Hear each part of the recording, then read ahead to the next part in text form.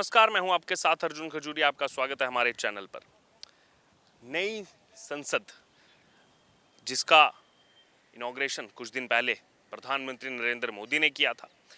दरअसल अब इस नई संसद की जो लड़ाई है वो पटना पहुंच चुकी है, क्योंकि आपको बता दें अगले साल होने वाले लोकसभा चुनाव से पहले तमाम विपक्षी जो दल हैं वो एकजुट होने का प्रयास कर रहे हैं। दरअसल सारी की सारी जो लड़ाई है वो इसी नई संसद भवन में सरकार चलाने की है। पिछले 9 साल से भारतीय जनता पार्टी की सरकार चल रही है और अगर बात की जाए तो बाकी जो दल हैं, चाहे उसमें कांग्रेस पार्टी हो या फिर तमाम क्षेत्रीय दल हैं, वो कहीं ना कहीं अब प्रयास कर रहे हैं कि 2024 में होने वाले लोकसभा चुनाव के बाद जो है यहाँ पर अपनी सत्ता जमाई जाए। हालांकि बहुत विरोधाभास जो है इस नई संसद भवन को लेकर के किया गया था, उसके बावजूद राजनीति है, हर कोई सत्ता पाना चाहता है और इसी के लिए 23 जून को बिहार की राजधानी पटना में कई विपक्षी दल जो है वो एकजुट होने का प्रयास कर रहे हैं। लेकिन यहाँ पर सवाल ये खड़ा हो रहा है, जो मैंने देखी आपको चीज़ कही पहले, कि सत्ता है सबको प्यारी है।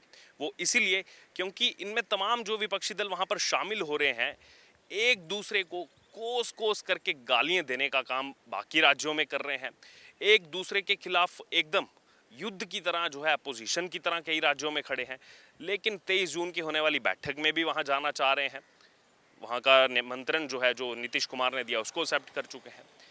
अब इस पूरे मामले पर अगर बात की जाए तो जैसे कांग्रेस वहाँ जा रही है शामिल होने, जेडीयू तो है ही, जनता दल यूनाइटेड नीतीश कुमार ने बुलाया है, आरजेडी भी वहाँ रहेगी, महागठबंधन में है, तेजस्वी यादव वहाँ पर रहेंगे उप मुख्यमंत्री बिहार के। उसके अलावा फारूक अब्दुल्ला, एनसी के, पीडीपी की महबूबा मुफ्ती, डीएमके के एमके स्टालिन, समाजवादी पार्टी से अखिलेश यादव, तमाम ऐसे नेताओं को बुलाया गया है। 15 से 20 ऐसे दलों को बुलाया गया है एकजुट होने के लिए।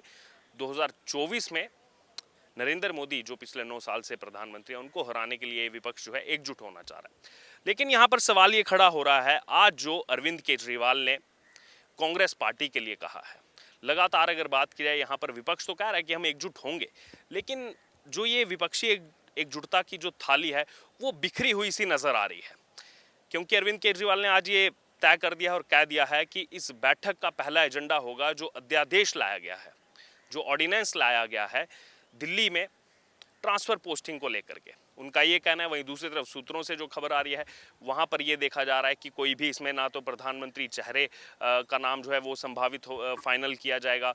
केवल और केवल देखना अभी ये चाहते हैं कि वहाँ पर कौन कौन पहुँचेगा और काफ़ी बेसिक से मुद्दों पर जो है वहाँ पर ये बैठक होने वाली है। लेकिन शरद पवार जो एनसीपी के नेता हैं, उनके काफ़ी अहम सुझाव वहाँ पर लिए जाएंगे। लेकिन यहाँ पर केजरीवाल ने तय कर दिया कि वहाँ पर आकर के सब जो है स्पष्टीकरण मांगेंगे कांग्रेस पार्टी से इस बात का कि ऑर्डिनेंस के मुद्दे पर आप केंद्र सरकार के खिलाफ खड़े हो या फिर नहीं खड़े हो। देखिए, पिछले लगातार एक लंबे समय से अगर बात की जाए तो आम आदमी पार्टी यही प्रयास कर रही है, सवाल उठा रही है। एक दिन वो कांग्रेस को गाली देती है, फिर दूसरे दिन कहती है कि कांग्रेस हमारे साथ आ जाए।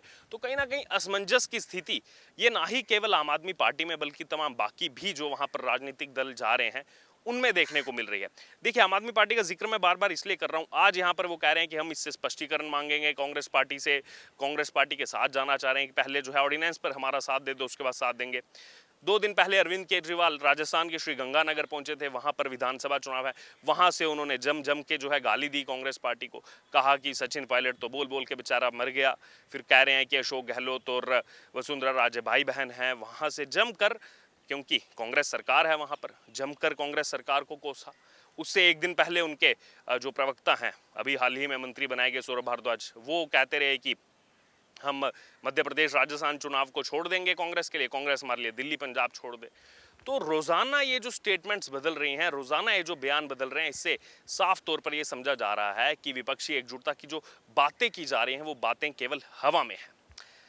यहाँ पर अगर बात की जाए तो बीजेपी की तरफ से भी इस विपक्षी एकजुटता की बैठक को लेकर के यहाँ पर तंज कसा जा रहा है।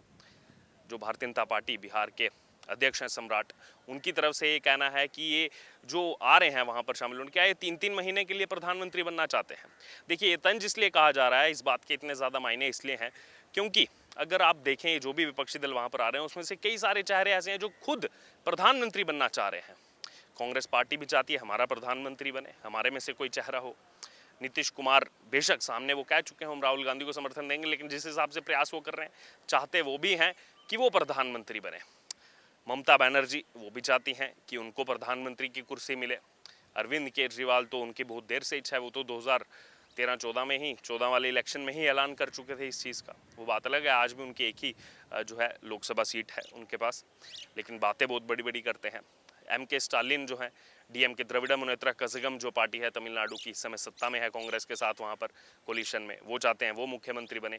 KCR BRS के भारत राष्ट्र समिति के वो चाहते हैं वो प्रधानमंत्री बने। उद्धव ठाकरे जो उद्धव ठाकरे गुट अब अलग हुआ है शिवसेना का, वो चाह रहे हैं कि वो बने। हालांकि महाराष्ट्र तो वो संभाल नहीं पाए, लेकिन इच्छा है मन में प्रधानमंत्री बनने की। कहीं ना कहीं शरद पवार जो पिछले एक लंबे समय से भारत की राजनीति में सक्रिय रहे हैं, काफ़ी अनुभव है, वो भी कहीं ना कहीं चाह रहे होंगे कि कम से कम अब इतनी ज़्यादा उम्र हो चुकी है, अब जो है प्रधानमंत्री बनने का सपना उनका पूरा हो, जो पिछले एक लंबे समय से चल रहा है, जिसको लेकर के ही उन्होंने इंडियन नेशनल कांग्रेस से जो है पार्टी अपनी अलग की थी, NCP अलग की थी। अब बात अलग है कि ये सभी एक ही साथ जाकर के मिलने का प्रयास बिहार में कर रहे हैं। इससे पहले 12 जून को इस बैठक को बुलाया गया था, लेकिन कुछ यहाँ पर नेता राजी नहीं हुए थे वहाँ जाकर के बैठक में शामिल होने के लिए। उसके बाद इस बैठक को स्थगित किया गया 23 जून के लिए।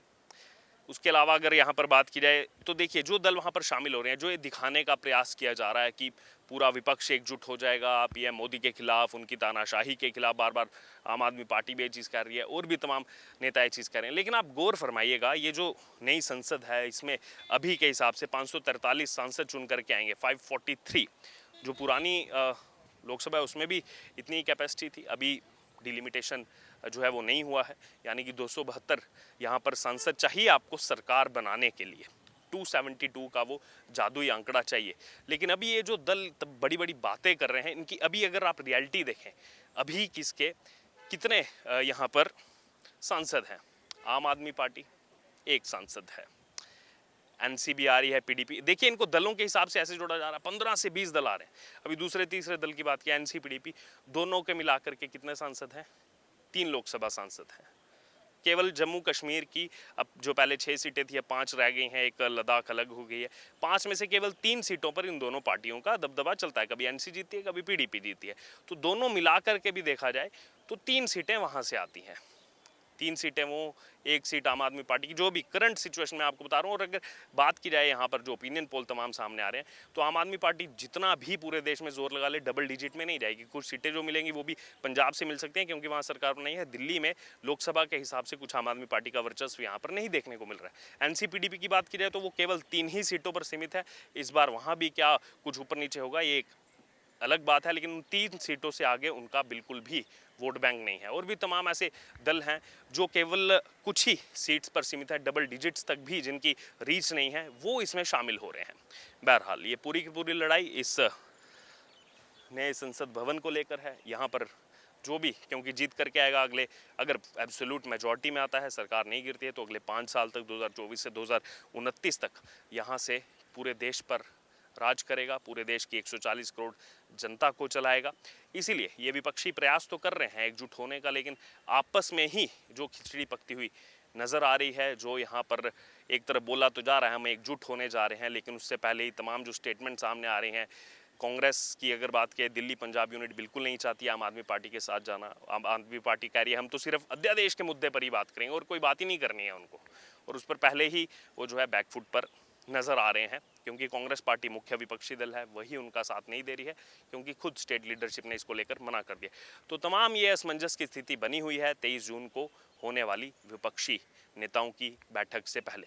बहरहाल अब इस पूरे मामले पर आपका क्या कहना है, आपकी जो भी राय हो आप हमारे साथ कमेंट बॉक्स में शेयर कर सकते हो। इससे जुड़े तमाम अपडेट के लिए बने रहिए हमारे साथ। धन्यवाद।